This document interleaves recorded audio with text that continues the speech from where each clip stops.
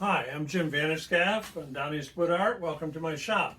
I wanted to do a short little video about how my dust collection system works and how I made the extensions to the table that you see listed here. I've done a video on this before, but basically the whole idea is I've got a separate vacuum that pulls dust from the top, and it's a device that allows me to move wood by the fence and make cuts. And if I've got a piece of wood that I'm just doing a short cut off like this, where I'm just cutting and trimming the edge, then this device allows me to make that cut, and this drop down helps collect all the dust. There's also a vacuum that operates underneath the table through the normal dust port, and that's in a separate suction device that's shown in the other video. So I get with this system about 95% dust collection in worst case situation. But that's not what we're trying to cover at this point. We're covering how the extensions for the table are made, and I'll stop the video here and I'll tilt the table over and we'll show you how those are put together. Okay, so we've disassembled the top of the table, took the fence off and the other supporting structure for the suction, and now you're seeing it upside down. And you can see that what I've done is just use 1/2-inch plywood down in here, and then bolted right down in here. I bolted the a 2x6 in 2 locations right to the framework of the saw. Right at the edge of the saw, I've drilled a hole through and bolted those to the table saw, so that this 2x6 is held tight in position.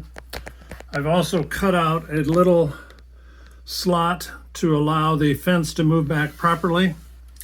And then the support structure is nothing more than a glued-on member here with a bolt, and then that is attached, or rather just loosely connected, to the bar at the bottom of the saw in 2 locations. This allows me to make an upward and downward adjustment, and so that works rather well. You'll see that at the other end of the top, I've got also that slide for the adjustable fence. Continuing around to this side, I extended some 2x4s and then built in another support structure here that was tied to the end of these boards. That gave me some extended depth on top to slide material wood on. On the back end of the saw, or rather on the right hand side of the saw, I've got the same kind of approach. Bolted a 2x4 in place to the saw. You can, well, not easily, but in any case, right down in here, right down where my finger is moving, right there, you can see the bolt is coming through, and then it goes through the other side. I did the same thing. I just went through this roughly 8-inch thick aluminum, drilled through it and bolted it on, and then supported it with the same kind of structure as I had on the other side.